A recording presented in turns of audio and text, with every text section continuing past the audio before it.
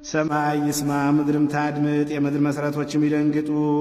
በአባቱ ፈቃድ ወረደ በማርያም ዘንድ እንግዳ ሆነ። እግዚአብሔር በንጹሕ ድንግልናዋ ተወለደ። በእንስሳት በረት ተጨመረ። የንጉሥንም እጅ መንሻ ተቀበለ። ከእናቱም ጡቶችን ምግብን እየለመነ እንደ ሕፃናት አለቀሰ። በግል ተመላለሰ እንደ ሰውም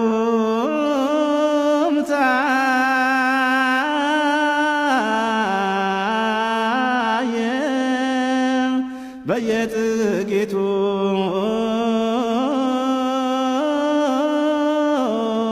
አደገ በ30